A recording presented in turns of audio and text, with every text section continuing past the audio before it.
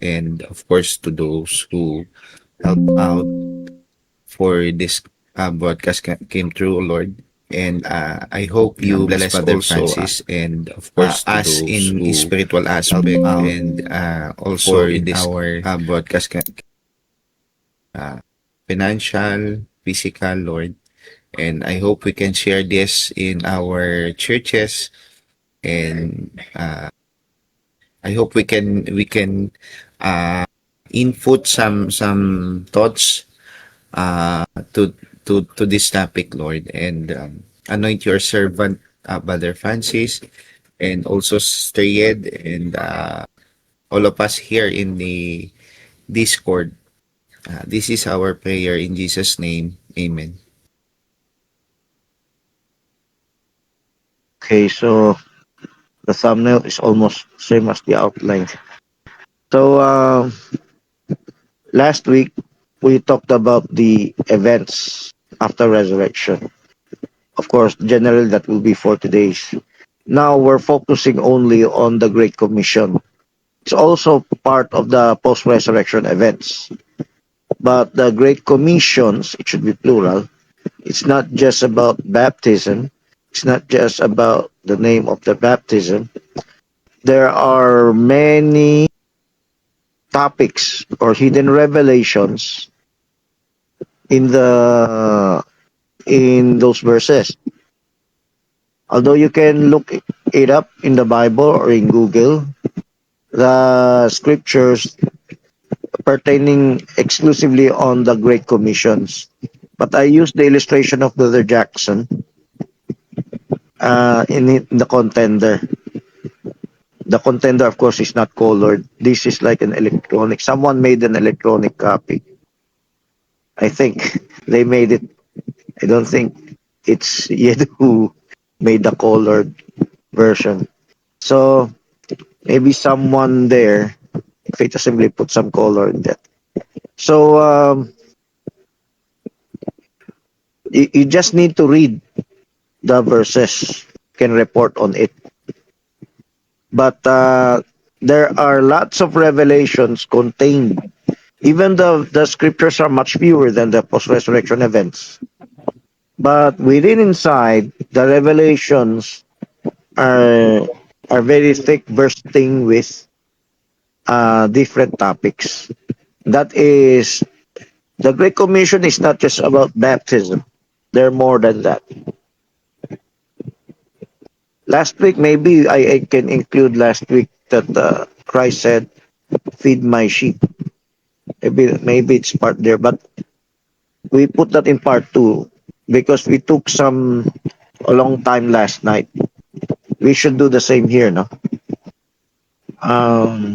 Matthew and just Mark, just by going to the details of those revelations. We were not able to finish up to Luke and John, so we relegated that to next week. I'm planning to broadcast about Pentecost, what it coincides with. So I think next week is still just 30 days. So we still have time for topic about Pentecost. So next week we can still accommodate part of this Great Commission. So let's start with Matthew. Sister Yed, could you report on Matthew's? We just have few verses on the Great Commission. It starts from verse 18 to 20.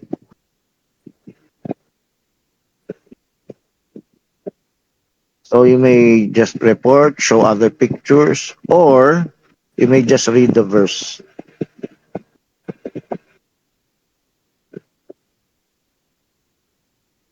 But come close to the microphone. So, Sister Yed, could you report on Matthew? A Great Commission on Matthew. Vermenan, since you were not here last night, uh, I'm gonna ask you lots of questions there are many progressive topics that I have not yet mentioned there that I saw it last night. So I'm just gonna ask you later. So Sister Yed, hello.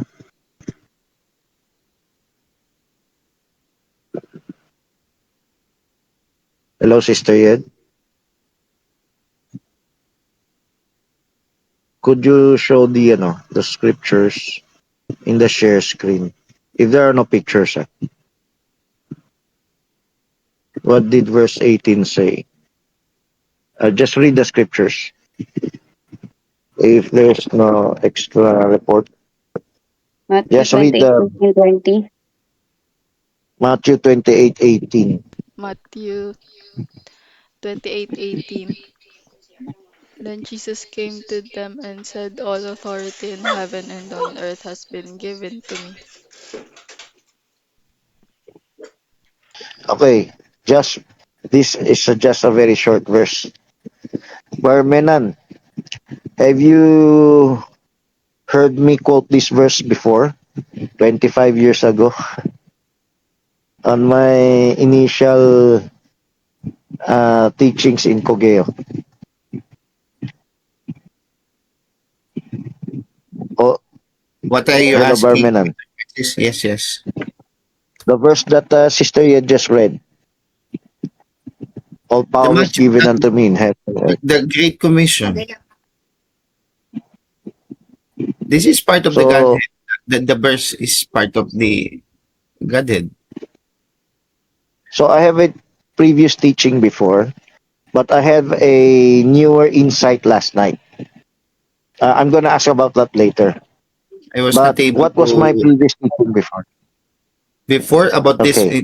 this verse. Jesus came and Yes, I said, used that verse before, but just Sagi, just the, tangentially touching it. Okay. the all authority in heaven and earth has been given to me. This verse. Yes. What Actually, in my yes. it's part of the Godhead. We use this verse part in the Godhead verses. Jesus was Sister, could you show the illustration of Brother Gan the or Logos? Jesus was the the the what do you call that, the ipinamana. He inherited Yeah. all things from the Father. So Okay. all the So, power was given to him. Sister, Ed, please show the illustration of Brother Gan Logos. Okay, like last night. Okay. Let me just be specific on my question. In my teaching before, long time ago, 25 years ago, when when was the time when all power and authority was given to him? When was that? After the baptism. Yes, precisely. Baptism, So yes. I never noticed this until last night. Okay, so I presume you are aware. Sister Yed, could you share screen no? Brother Or Francis, it's also tablet? coincide with Godhead, isn't it? Yes, yes. I Ah, have a progressive understanding of the Godhead. I was hoping Barmenan can share it during the ministers' meeting. But anyway, let's talk about it later. But let me mention a little bit right now. What changed or what was progressed, what was updated in my understanding of the Godhead? Before, my emphasis was in the baptism. It was in the baptism that he received all power and authority. All the fullness of the Godhead bodily indwelt him during the River Jordan baptism. So what changed? What was added? What was Can I hello, answer? Brother Francis. Oh, yes? Kasi Pastor yes, Jerry first. Pastor Jerry. okay, Pastor Jerry? Okay. We could notice that Jesus Christ mentioned that Matthew 28:18 after his resurrection or before his ascension. So all the fullness of Godhead was after resurrection. All the power and Okay. authority was given unto him after So resurrection, not what in you're contributing right now is what I said last night. But my question isn't that about that yet. But I'm reserving that for the later question. Eh. Okay. My question to Barmenan is what what was the new revelation in the Godhead that I'm not yet connecting it to Matthew 28:18. Actually, What I was the can. new Can I? revelation? Can I? Okay. Can I? Yes, yes. It is Okay. not after the Sister baptism. Yed, please look for All power is the given logo, unto him. the logo of God Was illustration. not, Okay. or Francis. All power was given to him. Was not during after the baptism. It is after he, the ascension of Jesus Christ. That is the after the resurrection and during the ascension of Christ or after the resurrection. That's why this is post-resurrection event. So Amen. all power is given to Jesus Christ after the resurrection. Okay. So, that is actually Matthew 28:18's context. It is after resurrection. So, can you repeat what I shared about? So maybe you can zoom out a little now, Sister. Can you repeat what not mentioning Matthew 28, 18. What is my emphasis or other details about what is the difference between the resurrection of Christ and his River Jordan baptism? Is there a difference? Even the word born again. Okay. yes, of course. There is Uh, references because of Jesus Christ's glorification, immortality of his body. amen.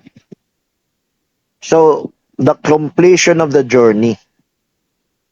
What can you say about the word born again? Barmenan. What's Does uh, Jesus Christ need to be born again? What does born again mean here the in born this again context? here is for his flesh because the flesh needs to die. That's the reason why God Amen. wants him to do in the cross.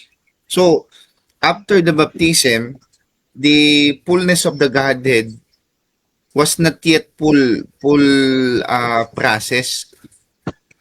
So the after resurrection is the full process of being Fullness of the born Godhead again. bodily. Yes, Okay, right. let's talk about born again. What is the traditional mindset of being born again? The traditional mindset. So you can zoom out a little bit, Sister Yed. Show the baby. Maybe I need to zoom no, because it's three parts. Uh, Let me ask you a question after that, Brother Francis. What is the traditional mindset first of being born again? Just be Barmen, baptized first in the water. To join in a group. or anyone else? Receive The Christ, traditional accept concept. Why the denominations? Even the accept maybe Christ end-time message ap- also. ap- Why? after baptism in water. No, why do we need to be born again according to all churches, including end-time message churches, denominational and end-time message churches? Why do we need to be born again? Because To receive Christ as your Lord and Savior. why do you need to receive Christ? Because To be saved. To To be be saved. saved. why do you need to be saved? Because We go to hell if we why are we destined to go to hell? Why? because Because Because of our Because our sin. we are body is sinners. sinful. We are because of We're sinners. We are sin. We're sinners. sinners. We're sinners Because of the sin of our because forefathers. Our parents. Yes. Who is that? Who is that? The fall of Fall of Man. who? Adam, Adam, Adam Adam. and Eve. Amen. The fall of Adam. We need to be born again because of the fall of Adam. Because we were born in sin. As simple as that. What is my new explanation for that? Regarding the fall, sin, redemption, salvation. If you can remember, I'm just um, triggering your memory, not to forget. It's just recently. How You it must you maybe said, 1 month Brother F, ago. it's just part of God's plan from eternity to Amen. eternity. Yes, part of God's plan. Another word. Actually, it's the title of the broadcast. I think the podcast. Bermenan, Bergeri, if you can remember, Bars Joshua, Simon. Communion and mystery of marriage. Well, not that's well, it's connected, no, but we're not gonna go to that far. What did I say about born again? It is. Pastor Remy said it's part of God's plan. Yes, another terminology. Give what is the title of the previous broadcast regarding born Part again? of the born What is the again word? process. Process. Yes. Don't forget about that. It's like this. In God's creation, in the logos of God, certain points other end time churches might have been mentioning this. It's in their mind, in their explanation, it's just a show, it's just part of a play, it's just a drama that will act out, that must be finished. The fall, sin, redemption, salvation, perfection, in the logos of God, it's all part of a plan, it's all part of a process, because you see that in nature. So it didn't just that God foresaw the fall. He incorporated the fall in his process of perfection. That is the deeper revelation, the deeper understanding. It's not just God suddenly needs some adjustment because of some troubles. A deeper part of him already foreknew that. You remember the eternal jellyfish, Ben? The immortal jellyfish. He does not die. But he looks like he's dying. But he gets born again. Oh, not just the immortal jellyfish. There are many things on earth. While they're living, they're undergoing a process. Even we as humans, we undergo a process from our infancy. That's why the training for a child is just formal talk sharing at first, then repeat reading and repeat whisper. Later, it's reading report, then scribe report. We pass through several stages. Each stage is a process of born again. Look at Jesus Christ. Jesus Christ is our perfect example. Could you zoom out a little bit? Show the baby first. Say it. Show the baby. When he was a baby, is there Godhead deity in him? Yes. Outdwelling. During his baptism, that's another stage. Between, from being a baby to baptism, in between, are there stages? You can just tell me, no? Are there stages in the life of Jesus Christ? Like Yes. when he was 12 years old? There are. That's why if you can understand this, you know what God wants for your child. If you are rearing up a family, what is the complete, perfect picture of raising up a child? You raise it up in God's image, but there are stages. Of course, you have to start early. Of course, if you're late, you can still start, but it will take some hardship. But you have to endure it. As Jesus Christ passed through from his infancy to his childhood, there are stages. During his baptism, that's the end of the training stage. After baptism, that is the ministry stage. But the ministry stage is also a training stage.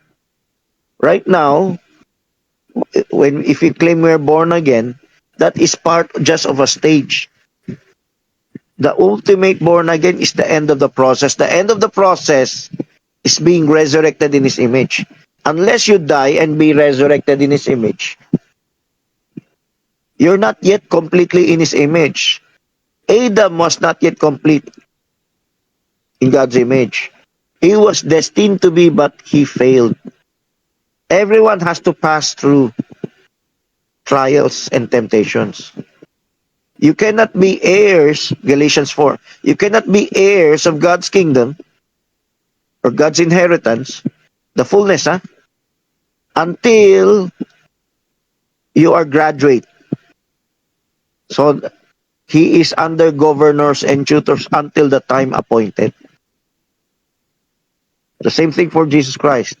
When he said, all power in heaven and earth has been given unto me, he was referring to what? He was referring to the final stage. So didn't he have power when he was after baptism? Didn't he have power before baptism? What do you think? Just your opinion. At will. Can he make miracles before his baptism? Do you think? Yes. Yes, he has the capacity to do. So before Even in the beginning of my teaching ministry, I said I emphasize on the baptism in River Jordan, the indwelling, as the beginning of his miracles, as though a person cannot make miracles before without the fullness of the indwelling. You Hello, Bro can, Francis. but God just arbitrarily, deliberately planned Jesus Christ to manifest miracles after baptism to emphasize the importance of the River Jordan indwelling in his baptism. Okay, Bargeri. Before you go further, I would like to ask this, because I don't remember your answer on this. Did Jesus Christ have a new birth in his soul and spirit? So, Because according to my broadcast on the born again process, what Jesus Christ passed through is almost the same as what we passed through. Even though Jesus Christ did not inherit sin like we do, like we did, but Jesus Christ's life cycle from his birth, from his conception to his birth, to his childhood, then to his baptism, to his ministry, then to his death. Each process is being born again. Now, your question, does it involve his soul and spirit? Precisely yes. Yes. What did the Bible say? Luke 2:40. 42. Or is it 50? Oh yeah, Luke 2:40, the other one is 52, right? What did the Bible say? The child grew and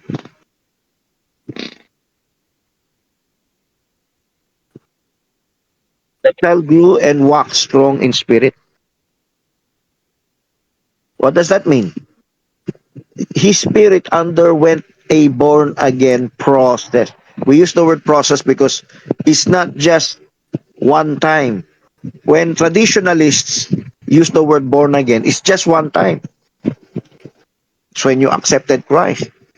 That's also the understanding of Brother Branham. If you're born again, it's just one time.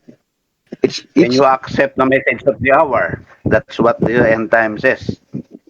But See? did you know those pastors being seminared by Roel Soriano, if you remember, rightfully said it. The pastor said after the seminar, Mystery Expo, we felt we just have been born again. As though when they were believing in their previous denominational traditions, they were not yet born again. They just got born again only from hearing the message in the Mystery Expo. It's part of a process. Of course, to them, that's the end. That's the period. No, actually, it's just part of the process of progressive revelation. It's part of the process of growth. If you're everyone on earth, even those that are wicked that will not be saved, they're supposed to pass through that process. If you don't pass through that process because of your undoing, everyone was meant to be born again, not because of sin only. Sin is just part of what God allowed to pass through our life. We were born in vanity, not willingly, but that is part of God's plan, part of God's process. Jesus Christ passed through Hebrews chapter 2, that the same temptation and process. He was tempted as we did. We were. Hebrews chapter 2 verse 9 or verse 5. So he felt the same way that we felt. It doesn't take a serpent gene to give you some troubles. It's your environment, your trials and temptations. Whatever your gene is, it is still subject to your free will. So everyone passes through the process. His soul and his spirit underwent. Remember when Christ prayed, let this cup pass from me? So there's still things that are his own free will. But the process is you have to surrender that free will to God.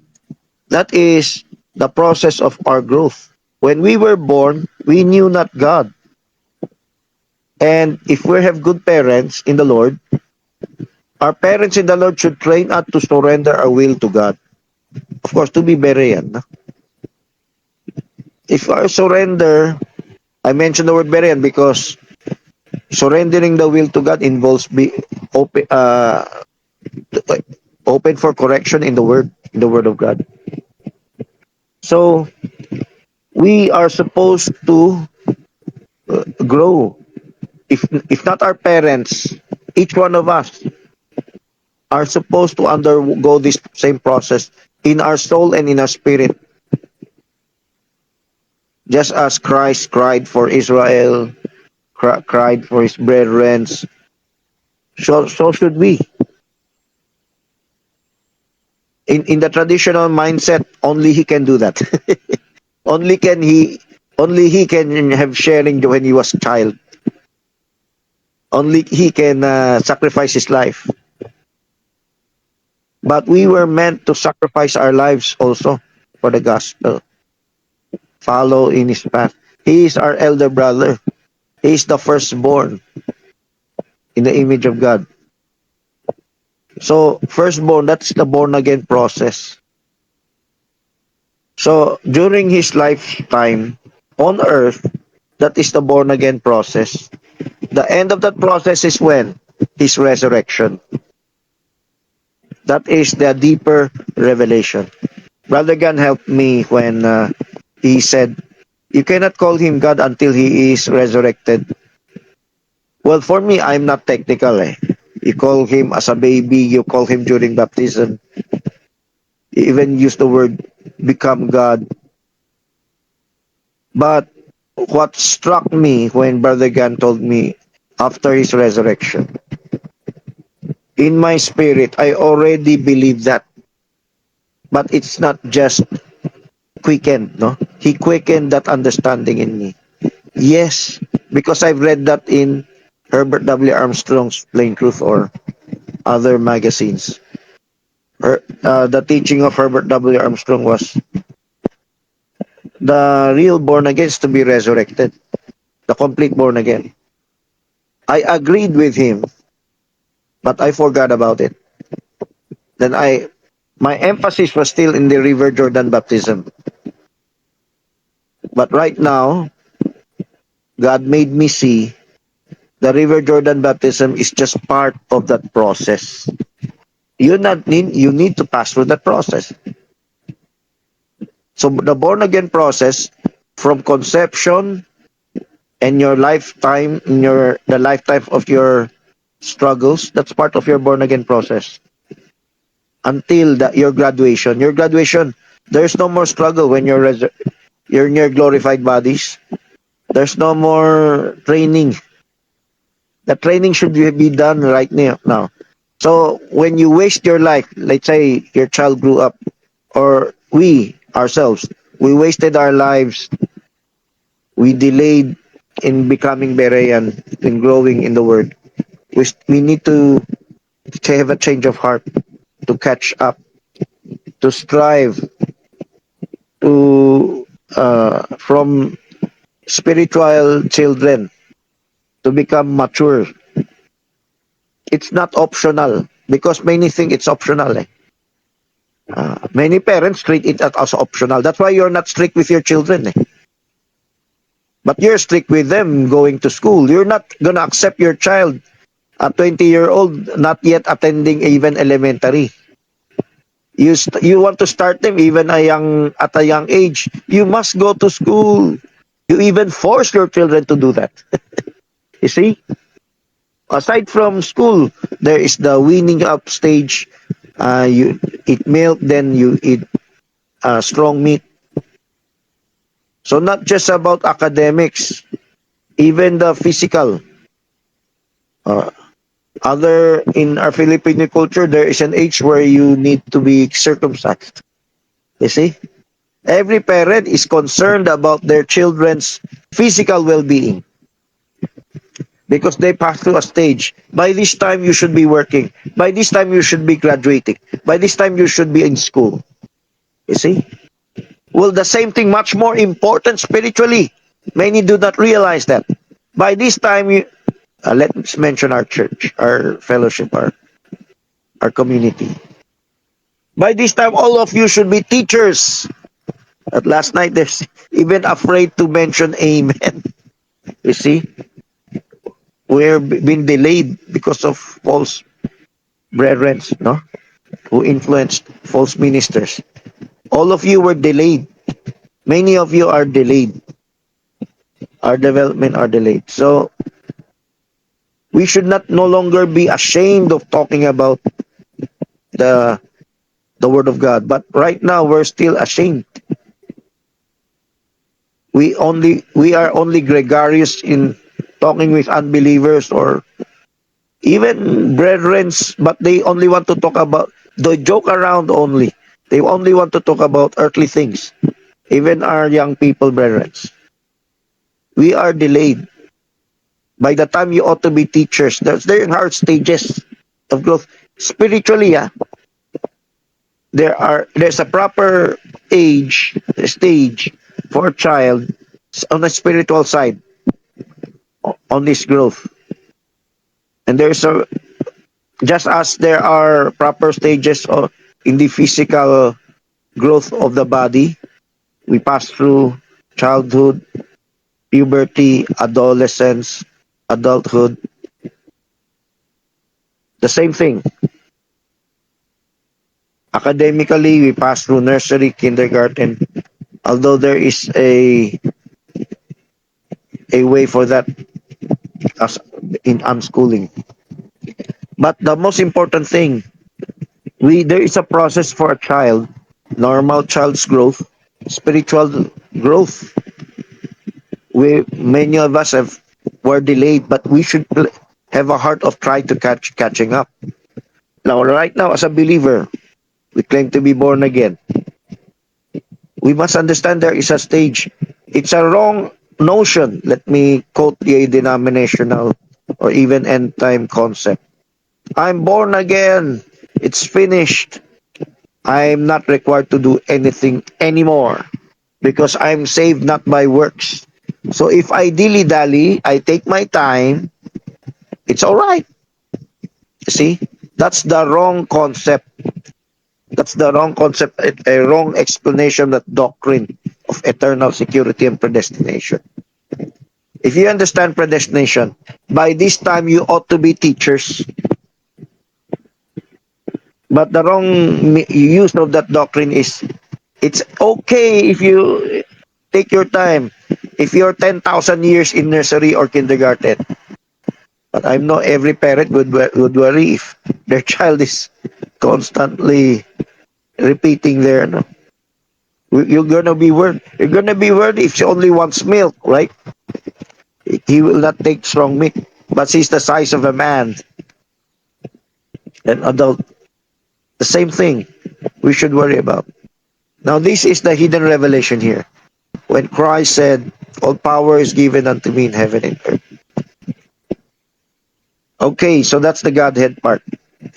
It's a, last night I said, it just dawned upon me right now that these are one of the verses that reinforce, that supports the progressive revelation of the resurrection Godhead, the or process becoming God, no, becoming like God, being created in His image.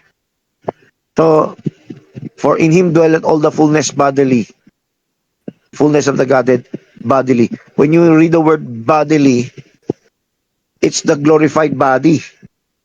That is much deeper than just indwell in the physical body, but the body is still mortal or natural body. The glorified body is the ultimate fulfillment of in Him dwelleth all the fullness. The transformation of the physical body into the immortal power of God is the complete Colossians 2:9. I'm not saying you cannot apply Colossians 2:9 to Forest River Jordan baptism. So my previous peers would do that. I did that before. Still, we can still do that when we're sharing to our beginners. Some have applied that to being baby. Extreme Oneness Pentecostals or the similar ones in the anti-message, they applied during his infancy, his baby, when he was a baby. It's almost God in the flesh, in the fullness. The fullness was already when he was a baby. But if you understand that process, it was not yet there. It was not yet there. He may have a anointing of the Godhead, but the indwelling not yet. But the indwelling is not yet the fullness. The fullness is the transformation, the transubstantiation of the body. That's the fullness. It's like Revelation 10:7. Can you apply that to Barbaram? Yes, as a mirror image in the church age. But the ultimate application of 10:7 is the last final angel, the actual heavenly angel. The fullness of the Godhead bodily, the word bodily, applies more in the resurrection than in baptism. If you can apply that to baptism, or much less when he was in his infancy, much more than you can apply it to his resurrection. Malachi 4, end time Elijah. Can you apply that to Barbanam? Yes, and to others. But more so in the two prophet ministry. That is much closer to the fulfillment. Okay, let's move on to verse 19. Okay, could you read verse 19? Okay, you were not able to switch, no? Okay, so let's go to verse 19. Could you read verse 19? We're budgeting 1 hour per gospel. So we're not pressured anymore for Luke and John. Okay, please read verse 19. Matthew 28:19. I hope most of you transcribe this. I hope you can share live. If there are 0 views in Tagalog, let me say no one shared live. No?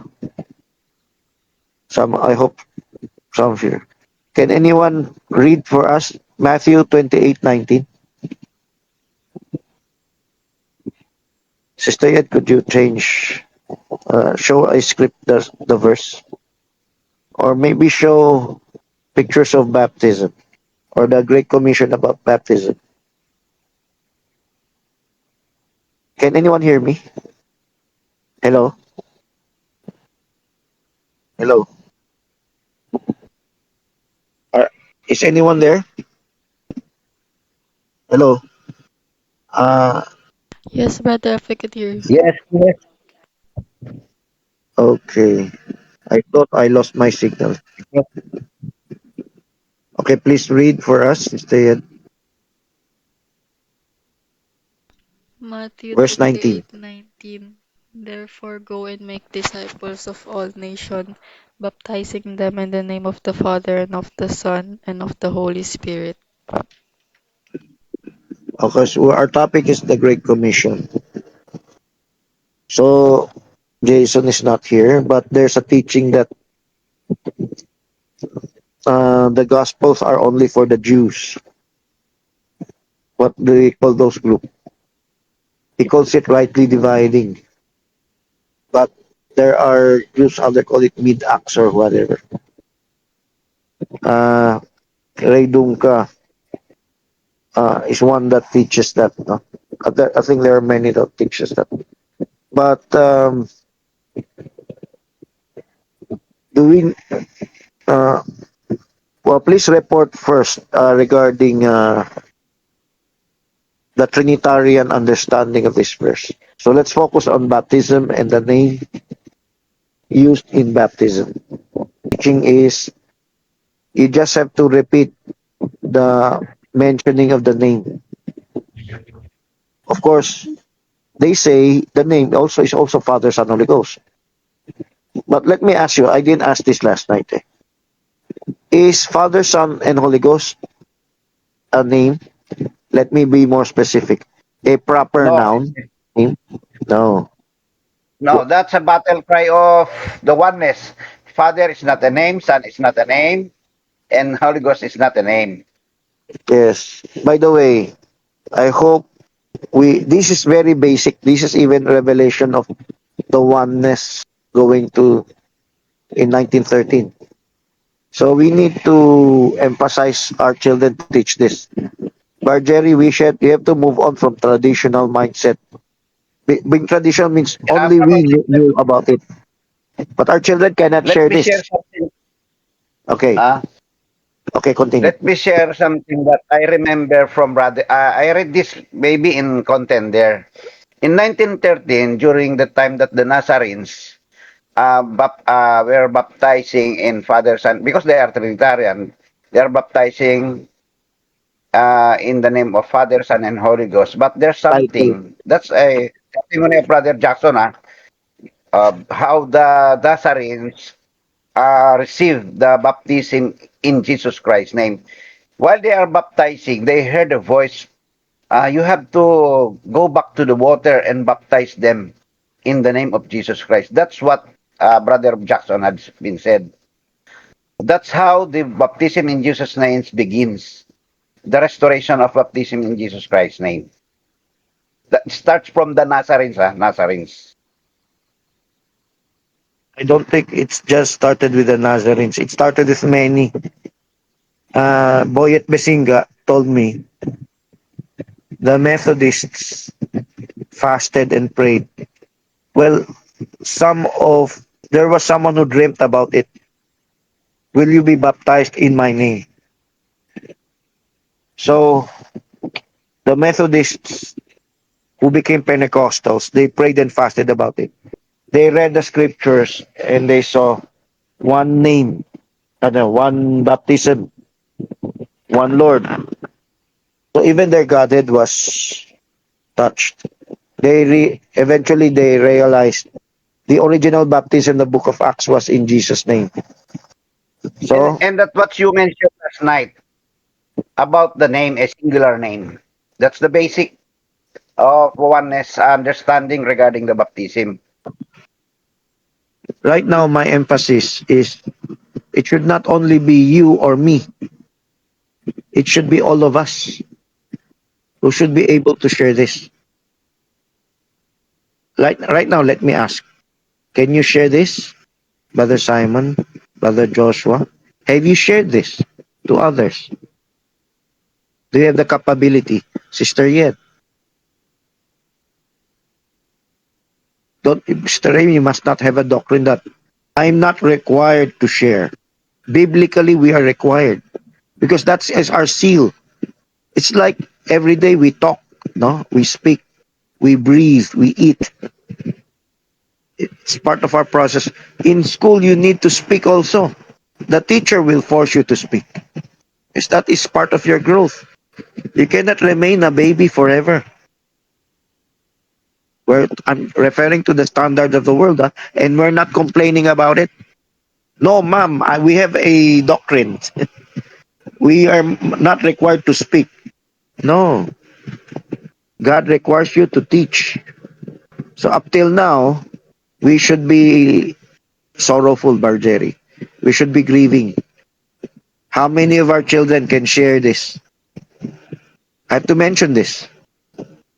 Are we growing? Can we even share this baptism?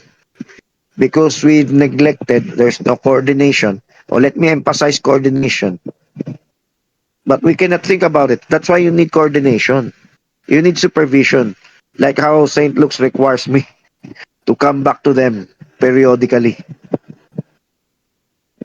Each one of us needs some guidance and coordination. By the time we should not delay our children's growth or even stunt their growth. Say stunt their growth permanently. They cannot share. That's permanent, abnormality. No, we have by that our children should be able to share this already. There were several. They've grown up already. Of course, they've grown up only on the physical realm, but not yet in the word. So let's say they got used to reading report, pabasa report. We should grow. It's not the end of the. It's not the end of it. It's just part of a growth process. Eventually, we should guide them, set them up. That's what we call set up report. You need to set them up to be able to teach. Right now, I'm emphasizing blogging or teaching online. Because physically, in person, biblically, they should be able to do so already. Okay, I'm emphasizing other things. Regarding this, can they be able, let's say we know a name is singular. Father, Son, Holy Ghost is not a name. If they're not proper nouns, what are they called? What are they called if they're not proper nouns? What kind of nouns are they? Father, Son, Holy Ghost. Can anyone answer? This is even academic grammar, no? Sister Yad, what do you call if it's not a proper noun? Father, car,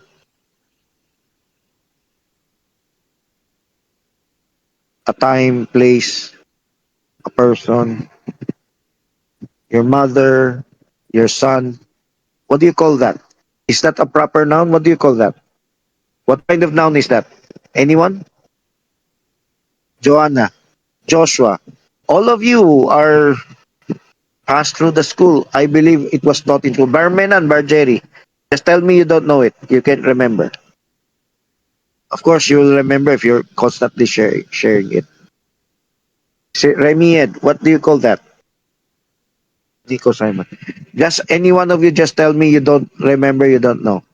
Title, Buddy Francis. What kind of noun? Common noun. Common. Thank you. It's a common noun. So share it to others, no?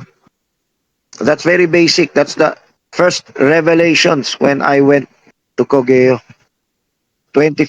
more than 25 years ago. More than. So 26 years ago. Or 28 years ago. So you have to be able to tell them, this is a common noun. You should be able to witness that. And this is the emphasis here. This is very basic. Maybe others will not be interested to listen to this because we already knew that. I'm not going to listen. But our emphasis, can your children share this? So aside, if we're gonna expand on the name, there are lots of things to say about that. What, since Father, Son, and Holy Ghost is not a proper noun, is it singular if you mention three titles? Is that singular or plural? Anyone? This is multiple choice. This is the way you approach in sharing this. Very basic. If you can just witness to Trinitarians and beginners, you should be doing that. And this is how you share this. His Father, if you mention all three of that, is that singular or plural?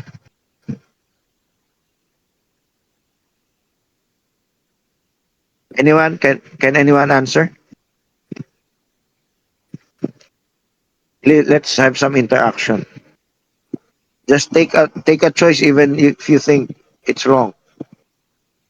Sister Yen, if you mention three, is it singular or plural? Plural, Brother Francis. If it's plural. Sister Yen, is the word name singular or plural? Singular. So if it will be plural, what should be the word? I didn't mention this last night, but this is just a training. This is how you train your child to witness to others. What if name is singular? What should be the word to become plural? He, him, or one. Names. Or the Names. word name.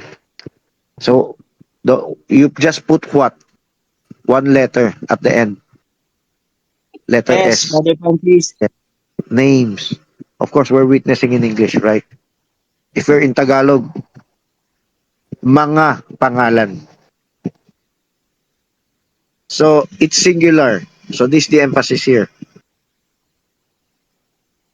So I hope many of you. I'm surprised.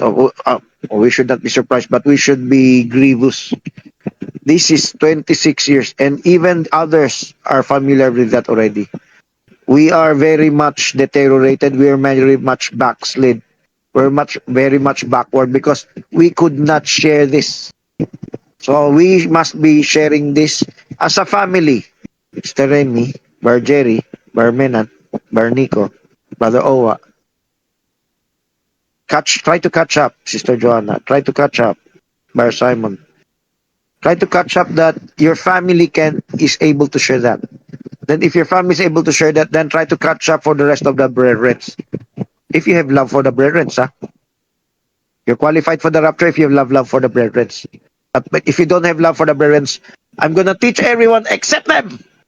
I'm gonna listen to everyone except Brother Francis. Like you have some discrimination. Make it temporary discrimination, not permanent. If because it's permanent, you're not gonna go up in the rapture. Okay. There must not be any permanent discrimination for our brethren. That is being Berean, no? So we must worry, pray for them. I'm not even gonna pray for them. I hate them. Okay, repent. Because that's the demon spirit. Do not discriminate. Okay? As though that's the only people who are weak. There are many weak people in the world. We all treat them the same way. So, let's get back to this part. Try to share. This is very simple. Name is singular. So, Father, Son, Holy Ghost is not the instruction of Christ. What you should mention is the actual name of the Father, the actual name of the Son, the actual name of the Holy Ghost. The revelation here is they both have the same name. This is the revelation here. And this is how you should witness to others. Even if this is just baptism, witness to others. If you don't start witnessing, your lymphatic system is blocked. I'm seeing advertisements of lymphatic drainage. So your veins and arteries are blocked. I'm experiencing stroke. I'm experiencing numbness in my hands and feet. If you cannot even speak, your spiritual veins and arteries are blocked. You are sick, spiritually sick. By the time you ought to be teachers, you need the milk again. Your lymphatic system is blocked. So this is very simple. That is the message in the contender. From Matthew 28:19 to Acts 2:38. What is the Acts 2:38? Baptize in the name of Jesus Christ. And there are many other scriptures baptizing in the name of Jesus. So that's a singular name. You have to explain it to them. The name of the Father is Jesus, which is also the name of the Son, which he inherited. The name of the Holy Ghost, which is the Spirit of the Father and the Spirit of the Son that became one. Initially, Spirit of the Father, then later uh, in, included it included the Spirit of the Son. Still the same name. They have one name. Doesn't mean they are the same person. That's another topic. That's where they got it wrong. There are lots of things to emphasize here, but we're not gonna finish. We still have almost an hour. So there are many scriptures that baptize in the name of Jesus. Do you have those verses, Sister Yen? The book of Acts. If the Great Commission was name of the Father, Son, Holy Ghost, and it's a singular name, you have to mention the singular name. And what was the singular name they mentioned in the book of Acts? What was the singular name? Let me give you some examination. Sister Yed, what was the name they used to baptize in the book of Acts? Sister Yed, Jesus what was the name? Christ. Jesus. Jesus is the name. Christ is the identifier of which name. Christ is not a name. Bergeri, if someone says in the end time message, yeah, that's Acts 2:38, no? That's the in the cartoon of Brother Jackson, and later the colored one. The other end of the bridge is Acts 2:38. And aside from Acts 2:38, there are many other scriptures. They have to be baptized invoking the name of Jesus.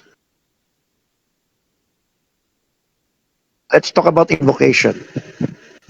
When you invoke the name of Jesus, when we pray, we invoke the name of Jesus, right? What happened to the Catholic Church during the Dark Ages?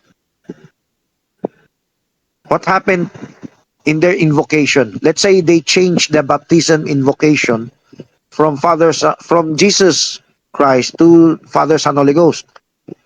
What else? What happened even in their ordinary prayers?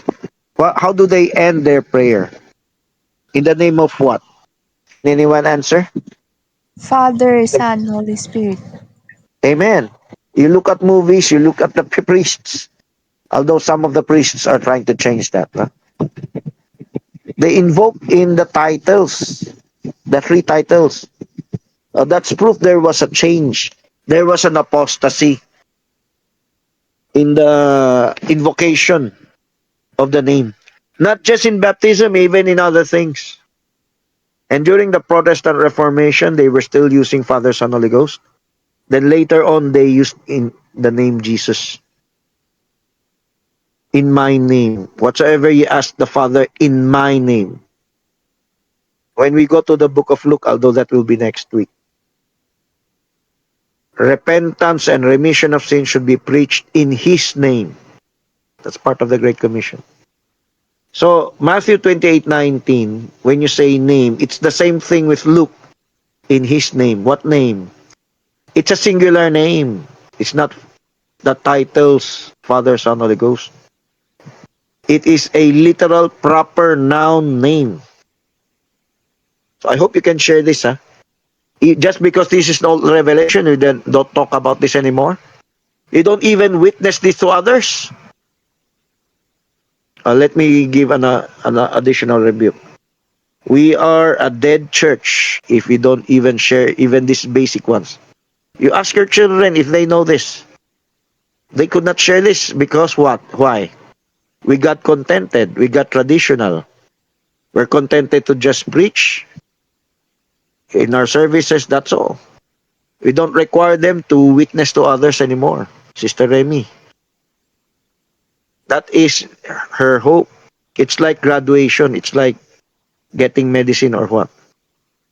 Passing through the process. Like others say, they need some social life. But that social life should be Christian life. But if you ignore that, no, I have a family doctrine, just stay at home. But you don't know, they will hunger for worldly friends.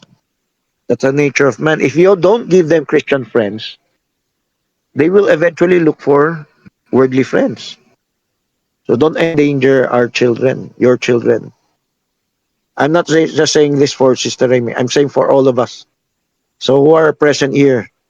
Brother Joshua, Sister Ami, Bar Jerry, Bar Menan. You have to ask for guidance. How can I multiply the Christian friends, sharing friends of our children? So I hope I don't need to emphasize that anymore. So you shall receive the gift of the Holy Ghost. What is the gift of the Holy Ghost? The ultimate gift is eternal life. But there are many other gifts in life. I said it's an anointing. There are many things that the Holy Ghost can give you. Gift for the ministry. Part of that gift is the fivefold gifts. When he ascended up on high, he gave gifts to men. Ephesians chapter 4. And the gift of the ministry is also part of our growth. If you have this gift, then you'll be used of God. Of course, the ultimate gift is eternal life. There are gifts on earth for the ministry. There are gifts in ultimate gift, which is the resurrection of your body. What kind of repentance is this? Later, we're going to emphasize this. Let me just ask you, what kind of repentance is this being talked about in Acts 2:38? Can anyone answer me? What is the traditional understanding of repentance? Repentance from your physical sins. Oh, that's the traditional Or understanding. Repent from your yes, vices, repent from lying, vices, yes. stealing. But what is the But ultimate meaning of repentance repentance? from ignorance. Ignorance. Let's go up to verse 36. We are here anyway. Let's go up to verse 36. I'm afraid we might not finish Mark in time. Okay, let's go up to verse 36. How do you know? How can you prove from verse 38 that repentance is repentance from ignorance? Who is Peter talking to? Is Peter talking to criminals? Rabid sinners? Who is Peter talking to? Acts 2:5. Just give me the answer. In Acts Devout 2:5, man. devout men. Devout. Sir, they're not criminals. They're moral people. So what are they to repent of? Could you go up to verse 36, Sister Yed? Oh, this is, if any, there are oneness or end time here. I hope you can witness this. Acts 2:38 is not just about baptism name. First of all is the repentance part. What is the repentance part? Could you read this, Sister Yed? Acts If 2:36. families are okay, please read aloud. Come closer to the microphone. Therefore let all the house of Israel know assuredly that God hath made the same Jesus, whom ye have crucified, both Lord and Christ. So, did the house of Israel try to know about it before? Did they try to know about it? We can apply this to our lives. Did you try to know about it? Did you ask questions in our hukum classes? No. So just answer yes or no, Sister Yed and others. Did they try to know? as- Did they try to know who Jesus Christ was before they crucified him?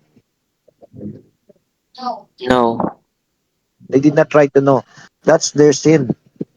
Actually, that is a graver sin than our vices, our sins in the flesh. Brethren, let me tell you, you may not be full of vices, but if you don't hunger for the truth, you have this unbelief already. You're lukewarm. You're Nicolaitan or lukewarm. Because you stop growing in revelation. You do not want to know. Romans 10:1 and 2. I reckon that I would that all Israel would be saved, but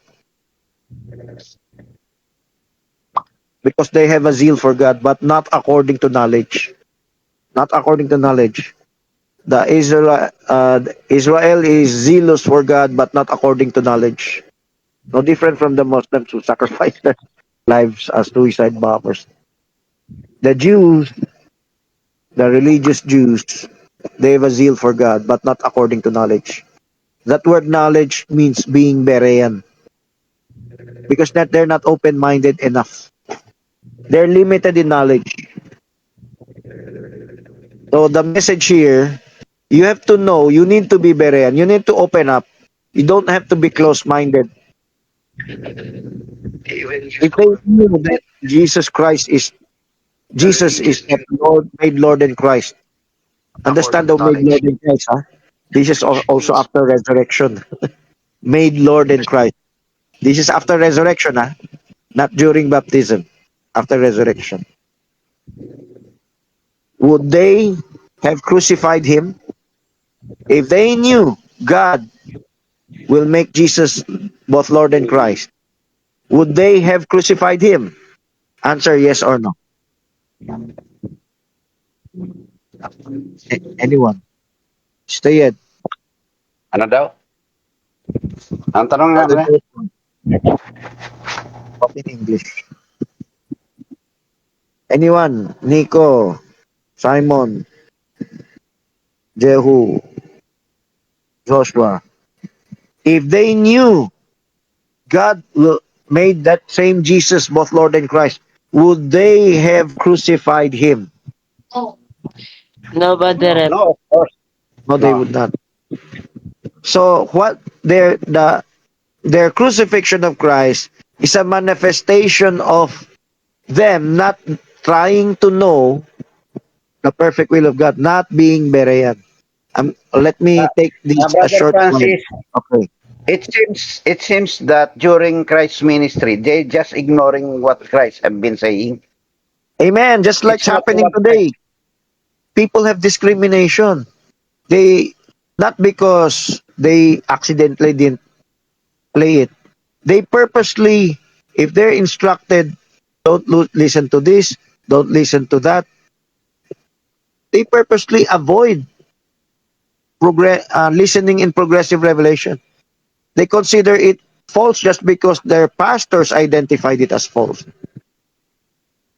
If you, this is the whole concept of true repentance.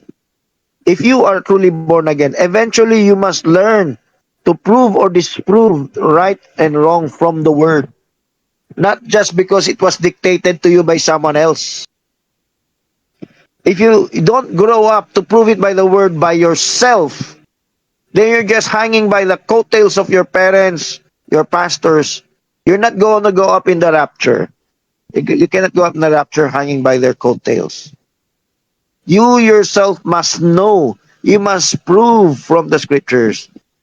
Like what the Bereans did, they proved day and night whether those things were so. So when Peter said repent, what was he saying? Repent from what? Verse 37. What was Peter referring to be from repent? Repent from what? I'm gonna say the same thing for all of us. Do we make an effort to know? I'm not just talking of Acts 2:38 or baptism, but that's included, no? Do you emphasize to your children that they have to know? So that is how we get our benefit. If you truly repented for Acts 2:38, then you would want to know. It's not just about Jesus Christ, the Godhead, or baptism. All the revelations in the Word of God, you must desire to know. If you don't have that hunger or desire to know, you're not yet born again. And as children of Christian parents are obligated to train their children to want to know. Of course, while they're not yet wanting to know, just teach them how to report. Teach them how to interact with others, to gain friends, even pastor friends, even minister friends. Any friends that share the word of God. Okay, when Peter said to them in Acts 2:38, repent. Repent from what? Anyone? Could you go to verse 37, Sister Yen? From ignorance.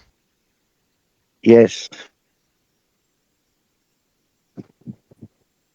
They were pricked in their hearts and said unto Peter, what shall we do? Peter was just answering the question. Good morning, Brother Francis. Question. What is the ministry of the bride after the resurrection? This is the most important part. We're missing. You should be able to share this to others. Not just the baptism name, but the true repentance. What is true repentance in there? When Peter told him repent, repent from what? From ignorance. So how do you repent from ignorance? This is the true ministry of the bride. The ministry of the bride is to teach everyone. You have to repent from ignorance. Whether you're an unbeliever, a make-believer, or you claim to be a true believer, you have to guide them to progress in this revelation. You have to repent from ignorance. Were they ignorant in verse 36? Yes. It's the right thing to do. What shall we do? The same thing. I'm going to consider your question here. What is the ministry of the bride? To repent. If the bride repents, it's a ministry. Why? Part of that repentance is to share the word.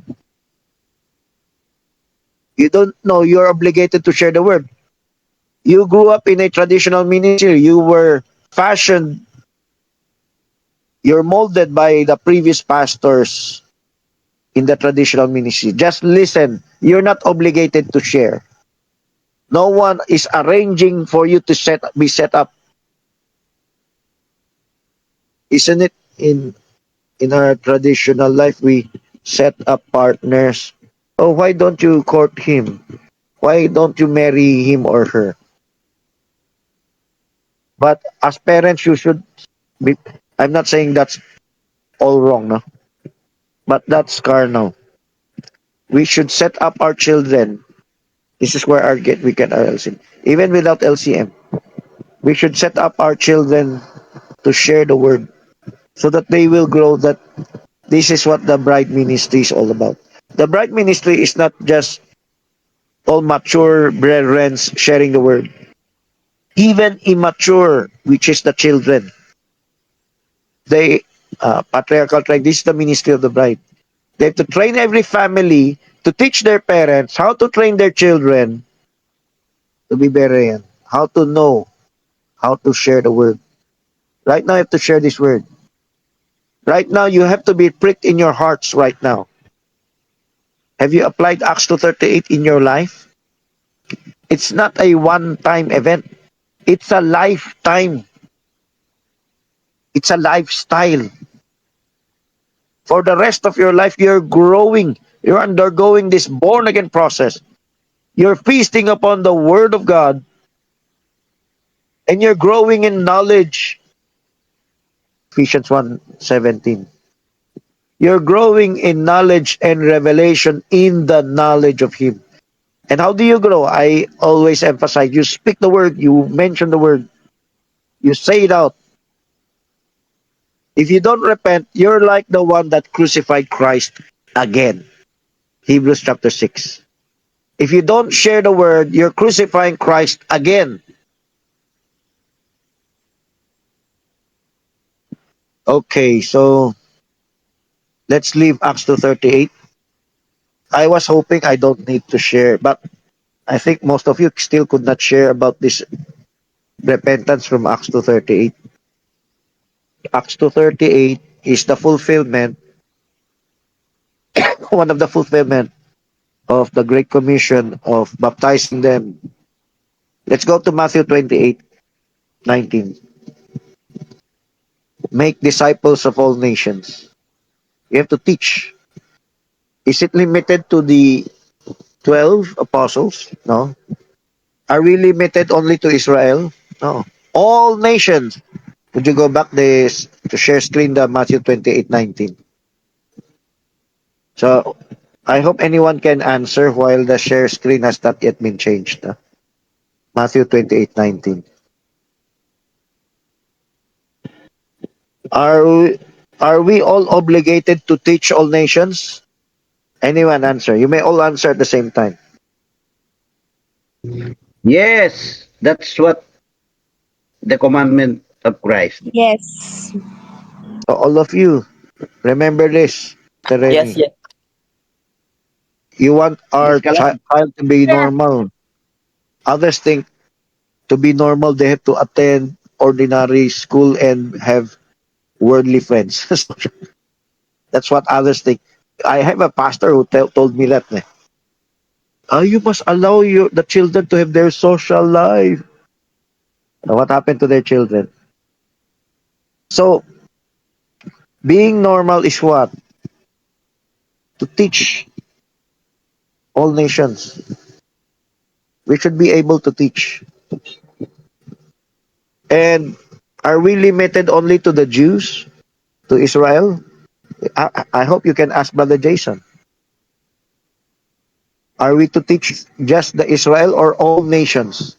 Just ask him that. What is written? Can anyone answer? I hope all of you interact, no? Just by interaction, God will anoint you.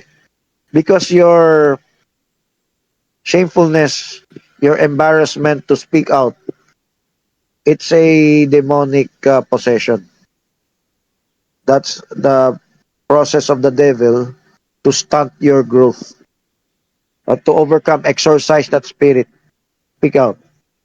Okay, in Matthew 28:19, are we limited to teach only Israel or every Gentile people, nation? When it said all nations. Anyone answer? All nation. Are we limited only to the Jews, Brother Joshua? Oh. So I hope you can message Brother Jason on that. There are those who teach that way. Please change the share screen. Are you having problems with your signal? We are, please read Matthew 28:20.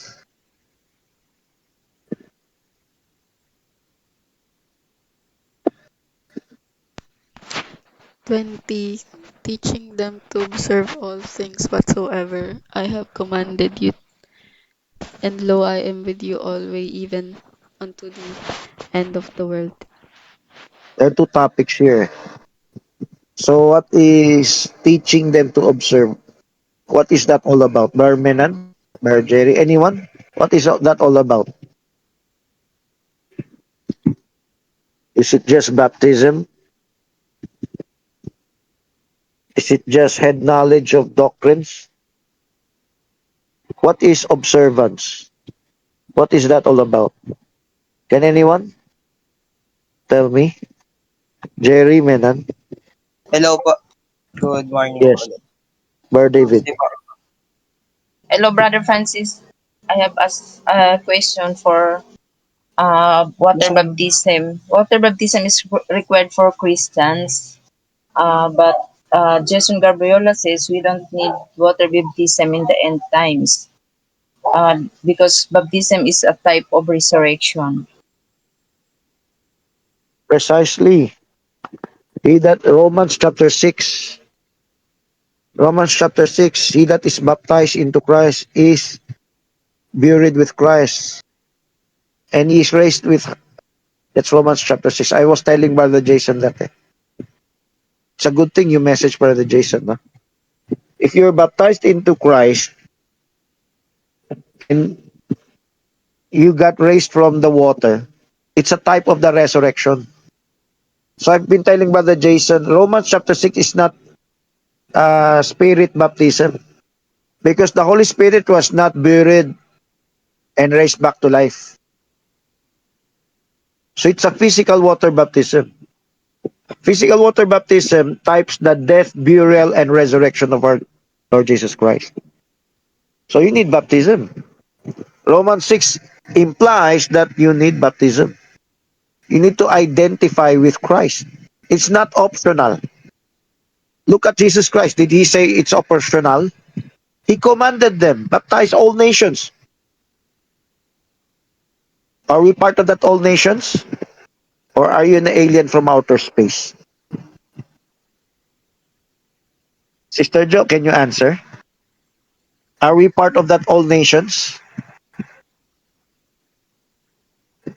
Are we one of the nations of the earth? Just say yes or no, Sister Jo. Yes. So we're not aliens from outer space, right? Yeah. We're from the earth. We're one of the nations of the earth. And baptizing them, you need to be baptized. That's why Peter said, repent and be baptized. Not just the Jews, not just the Israelites, all of us, we need to repent from ignorance. We need to repent from unbelief. That's why I've been emphasizing. Repent from not trying to know the progressive truths in family training and other things. Repent from not asking questions. That's why I said, continue asking questions. That is how you seek. Seek ye first the kingdom of God. Seeking the kingdom of God is asking questions. Part of that is asking questions. Because you're seekers. Oh, Brother Freddy, truth seekers. That's being true Berean. Huh? If you're seekers of the truth, you ask questions. You have a teachable spirit. You want to know, you want to apply it in your life. Because if not, you're doing it your own way, sariling diskarte. You're doing it your own self-righteous way. You're not really worshiping. You're like Cain, offering an alternative worship, praise and worship. Making an alternative worship, only music, or only other things. What is the ultimate worship? It's obedience. It's knowing God's will and fulfilling that in your life. So let me ask you, teaching them to observe all things whatsoever I have commanded you. What is this kind of ministry? Observance. Some will say observe the Sabbath or whatever. Observance is you're doing something. So what kind of ministry is this? Anyone? Anyone? Simon? Just say you don't know. What kind of ministry is this? Teaching them to observe. Anyone? Jerry Menan, Lemmy Yed. Joshua, just say you don't know. I'm gonna give the answer. David, what kind of ministry that's that? What kind of mystery is that? And we I end don't know, it. Brother. You don't I know. don't Okay. know, Brother. Oh, everyone who answered will be blessed by God. What are we teaching in our families? For Training. Training ourselves, for our Beren, spouses? Brother. Yes. That training to be buried. What do we call that? What do we call? They just introduce that word. Matured Brian. Progressive ministry. Okay, that's the right answer. Progressive ministry. But I added another Hebrew word or Aramaic word. Brother Francis, I have Hukom a follow-up Ministry. question, no, Hukom Brother Francis. ministry. Hukom ministry. That's Brother Francis. not Tagalog original. That's originally Aramaic, Hebrew, Arabic. Oh, Okay. Bar pa doon. oo. Water baptism are not required because according in Romans chapter 6 verse 3, know ye not that so many of us as were baptized into Jesus Christ were baptized into his death? So according to this verse, no need to water baptism required in these last days in our time in a Christian era. What do you think? Romans 6 implies that you have to be baptized. Because that's a type of the death, burial, resurrection. If you're not baptized in water, what is the type of the death, burial, resurrection? You see? The spirit baptism does not involve death, burial, resurrection. The water is a perfect type of death, burial, and resurrection.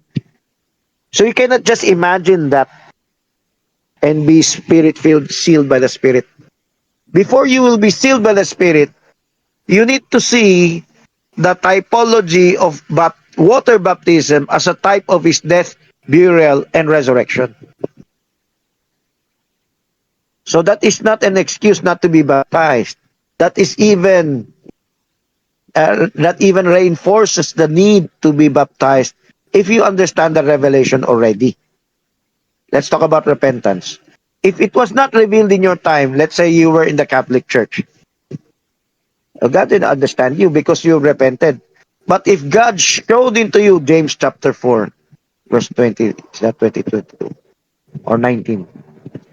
If you know what is the right thing to do and you refuse to do it, that is sin in itself. That's the sin of omission.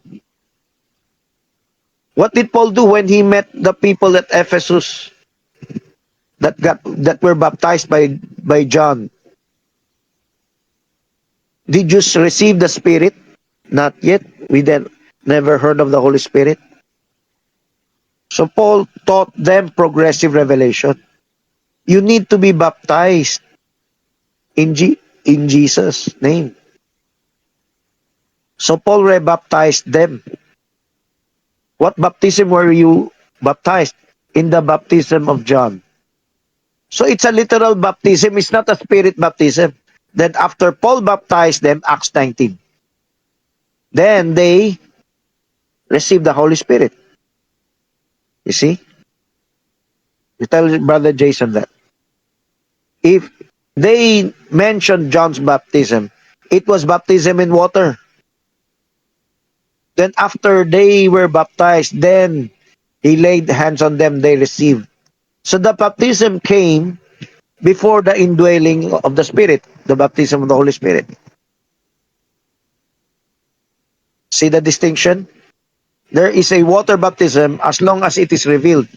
God will understand you if it was lost during the dark ages.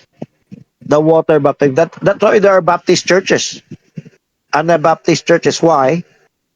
Because there was a time during coming out of the dark ages, they were not baptizing by immersion. They were baptizing babies.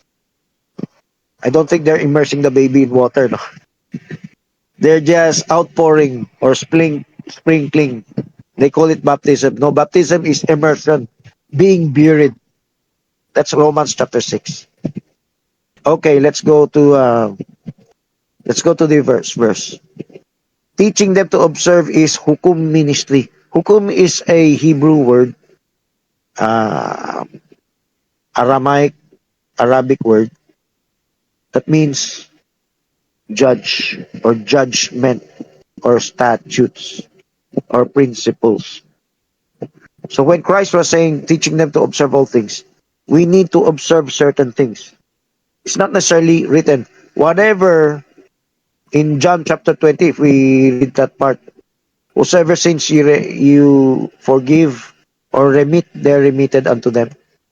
We can remit sins. There are instructions. Brother Jackson taught that they remitted sins by baptism. That's just part of it. Remitting sins is the instruction. So judge counseling ministry is in this verse. These are just few verses, but you never realized it's very thick with revelation. Spoken word revelation. In verse 20, it's a hukum ministry. Hukum ministry, a judge counseling ministry. It's a pastor, minister, teacher, evangelist, apostle, prophet, instructing their followers, instructing the church, instructing every family what to do. To be baptized in water is just part of it. You can read that in the book of Acts. But there are more than that. There are many other things. That's observance. Communion is part of that observance. And there are many other things. In your family, how should you raise up your children? How should you look for a spouse? How should you enjoy your marriage? What should be your family life? How should we get academics for our children? Okay, let me move on to this part.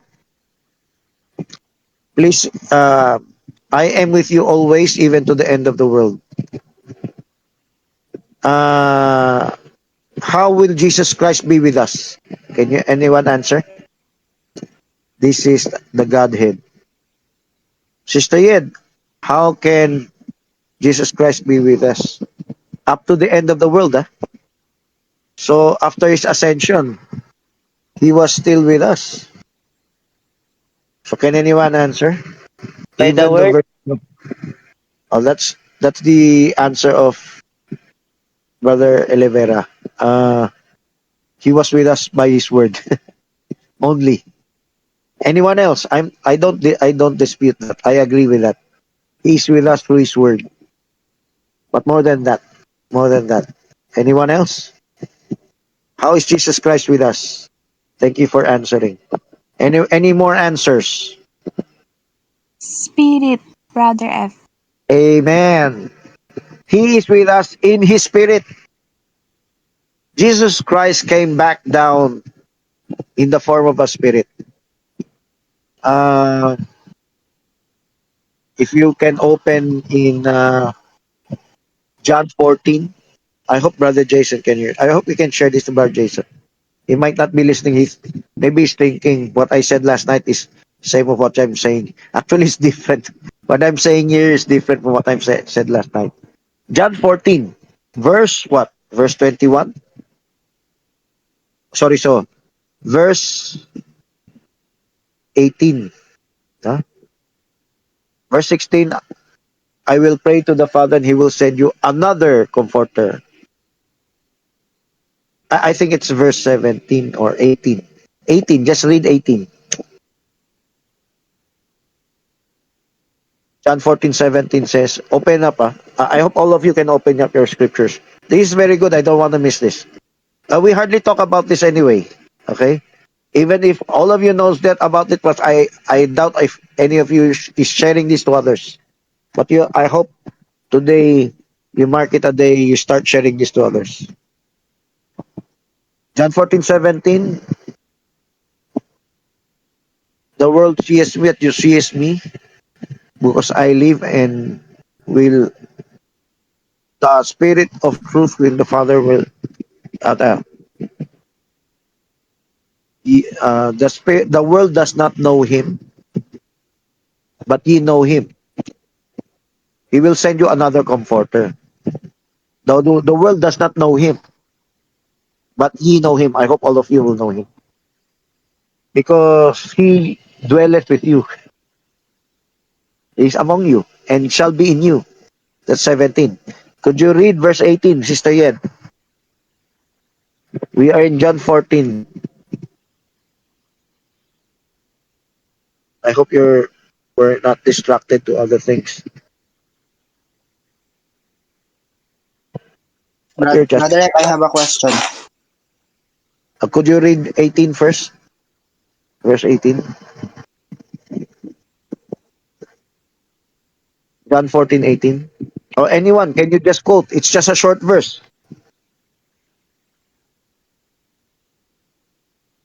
Just complete the verse. I will not leave you comfortless. I will what? I will come to you. come to you. So I am with you always. Share that to my previous peers. I hope you befriend my previous brethren in my previous church. Brother, even you can message Brother John Olivera directly. If doesn't want to talk to me, then maybe he will not avoid talking to you. You, even as young people, share to him. No? When Jesus Christ I said, I will come to you, is that just the word? Just a symbolical word? Just understanding? No. He was talking about the Holy Spirit. The world does not know him, but you know him. What is he referring to about? The Holy Spirit, the another comforter. Not another person, but another form of Jesus Christ. Okay, question, Brother David. So, my question, Brother, is in 1 Corinthians 15:14, Paul says, if Christ has not been raised, then our preaching is in vain. So why is resurrection the deal breaker of Christianity? Because that is the message of the cross. That is the message of salvation. That is our hope in life. So let me wake up your senses right now, all of you. Parents, your mistake is you emphasize more on earthly schools than the spiritual. I said more because our training for our children is incomplete. How do you know that? Because they're lukewarm. Okay? If they ever are interested in the word, it's not as interested fully. Because if you're complete in your training, what will come out of their mouth is the word of God.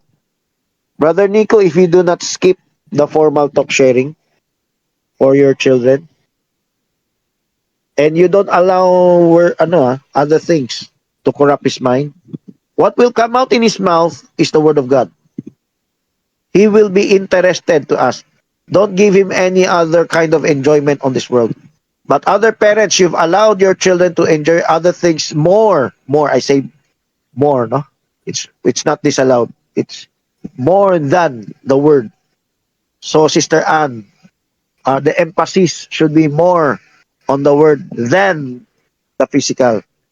Since we are not forbidden to give the needs of our physical needs of our children, but we must not neglect, we must not renege, we must not overlook the spiritual needs, because that is, it takes revelation, it takes vision. You need this revelation vision. So, Brother David, our life is hopeless. Our life is useless if only in this life we have hope.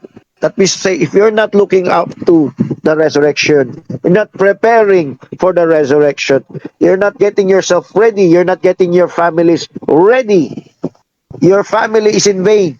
I'm not just talking of your individual life. Your family is in vain, your church is in vain. So, if the church is not being coordinated, supervised for growth in the word, They lost all purpose in life. That's what the verse says. If you don't put your hopes in the resurrection. So whatever your ambitions are in this earthly realm, it should be temporary ambition. It should be secondary ambition. The primary ambition should be getting yourself prepared as a bride. Training your children completely, not incompletely. We want our children to be complete in academics, but we're not concerned if they're complete in the spirit. Jesus Christ is an example of being complete in the spirit. Okay, that's the question, no? I am with you always in the form of the Holy Spirit. What is at the end of the world, the end of the age? Jesus Christ in the whole of the church age is with whom? The Jews only? The Jews rejected him. Eventually will reject him. Eventually Paul realized the whole of Israel rejected Christ. There are just a few thousands that were converted in the first few days after Pentecost. After that, Jews are converted sparingly. The gospel is going to the Gentiles. The whole of Israel is rejecting the gospel. The whole, only a few accepted. So Christ was with whom? Not the Jews, not Israel only, but true believers. The true believers includes Gentiles. So the whole of the church age, he did not disappear. He was there. Hebrews 1:2 hath in this last day spoken unto us by his Son. How did the Son spoke to us? Just the Bible, reading the word? The preachers? No. The Holy Spirit. He came in the form of the Holy Spirit. John 14. I hope you changed the verse. Seriously. John 14:23. If you love me, you will keep my commandments, and my Father will love him. And I hope you can change the share screen verse. No? We will come unto him and make our abode with him. And what was Christ talking about? The Holy Spirit. How can you say that is just the word? When the Father is also indwelling the believer. The Father and the Son indwells the believer. We will come unto him and make our abode with him. It isn't just the word. But he was talking about the Holy Spirit. In 26, he will bring all things to your remembrance. Is there a literal Holy Spirit? Starting from verse 16 down to 26. It's not just the word. It is the Holy Spirit. And that is, lo, I am with you always. Let's quickly open the book of Mark. I think the book of Mark mentions the same thing. Sister Yed, hello? Are you still there? Hello? I hope there's a status bar saying, I left my post temporarily. Okay. Can anyone read Mark's Great Commission? The Great Commission according to Mark. Mark 16. What verse do we start? I think we start in verse 14, right? So, I hope you can change the share screen, Sister Yed. Sister Yed, are you there?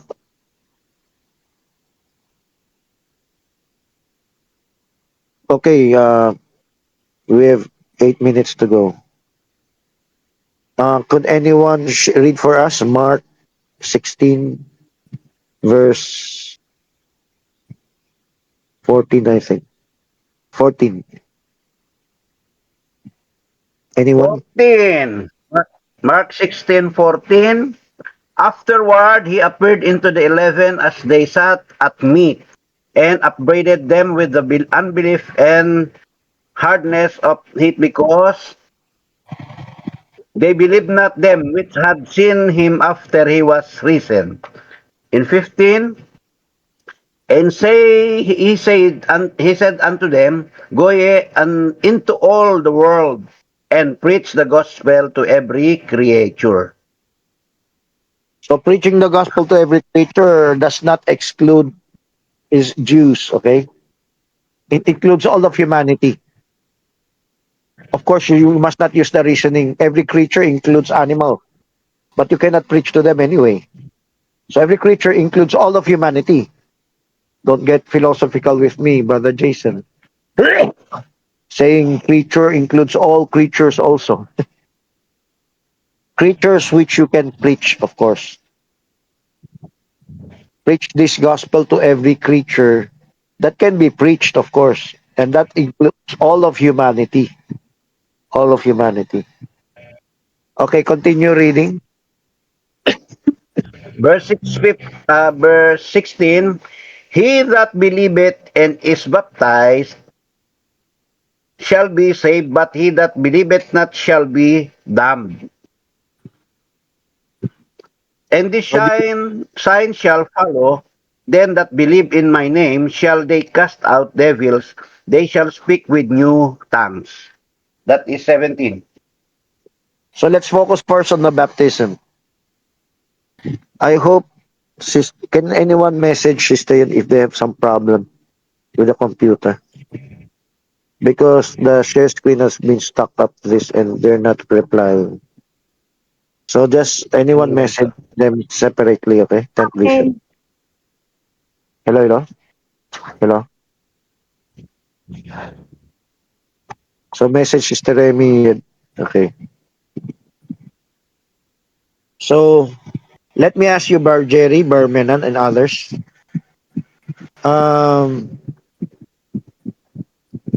I hope you can make an adjustment, Bar Menan. Let's say you're to prepare the seats. Can you ask someone else to prepare the seats so that you don't leave the station while we are in our podcast? Okay. What is the explanation of the denominations that you don't need to be baptized? Using that verse. That's why I'm hoping someone would share screen verse. He that believeth and is baptized shall be saved. He that believeth not shall be condemned. How do you use this verse? What is the reasoning of the denominations that say you don't need to be baptized? Just believe. Just believe. Yes, it doesn't say that it's a compulsory. There is a compulsion of being baptized. How do they use that? The verse I've quoted, no? He that believeth and is baptized shall be saved. He that believeth not shall be condemned. How do they use that verse? Like pretend you are one of them. It doesn't say that if you if you are not baptized, you will be damned. Only not believe. To become an unbeliever or not to believe is to be damned, not to be baptized. Not Okay, I hope you encounter them with this because it will iron sharpens iron, no? That means to say a content for the faith. You must. So I'm telling you their reasoning. You must know how to answer this. They said, it's not written, he that believeth not and is not baptized shall be condemned. So since baptism is not included there, they say the important thing is only to believe. So there's no need for baptism. So that's their reasoning. What is your answer, Bar Jerry, or anyone else, Bar Menan? To grow more mature, you must ask someone else to prepare the seats or others. If you really believe, you will go into baptism. That's part of belief. Okay, no one else? I hope you can answer this. I hope you start setting up content for the faith, then you grow, no? if you don't need to mention baptized, he that is baptized not. Because if you don't believe anyway, baptism is useless anyway. So baptism is only useful if you believe. He that believeth not, you don't need to say baptized not. Because believing not believing, removes the need for baptism. Baptism, it becomes useless. Baptism is nullified. So baptism only works if you believe. If you believe, you need to be baptized. That is what Mark Francis, I essentially prepared says. my answer rather than your answer. Oh, can you try? You will go on into baptism. Your Amen. answer is this. If your answer is this, there is no bearing if you will go into baptism if you don't believe. So if a person really believe, he will go into baptism. But Amen. So that is what we should answer the denominational reasoning. It didn't say they're baptized not eh. Exactly because baptism's validity comes from the believing. Okay. Baptism, if as a spoken word, is a type of acting upon what you believe. Teaching them to observe. Baptism is also an observance. Baptism, communion, many other things. It's also an observance. Aside from training your children, etc. So, Barmenan, don't get used to doing other things. Uh, if you're in your work, in your school, you will not escape for a moment unless it's a great emergency, right? But do not get used to that. So I'm calling on all our brethren. You're here to help out in the podcast until it's finished. Don't leave earlier than usual, okay? Unless there is an emergency. Okay, we don't have much time left. We're exactly 2 hours. So we're not finished with the book of Mark.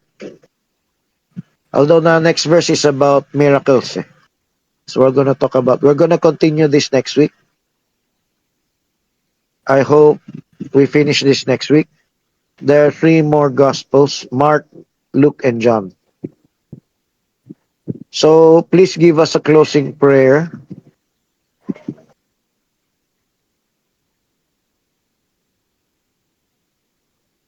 So I hope, unless you've invited a lot of foreigners here to keep me company in the podcast, you must not abandon the station in our interaction, okay? Not just Barmenan, also Barjerin, anyone else here, because it becomes a habit. We are focusing on other things, but we're here as a ministry. We're here to help out, just as an interactive podcast. Okay, please give us a closing prayer, Barjeri. okay, thank you again once again, Father God, for this blessed morning of broadcast.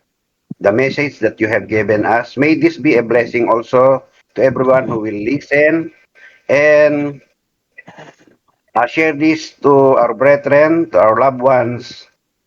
In Jesus' mighty name we pray. Amen.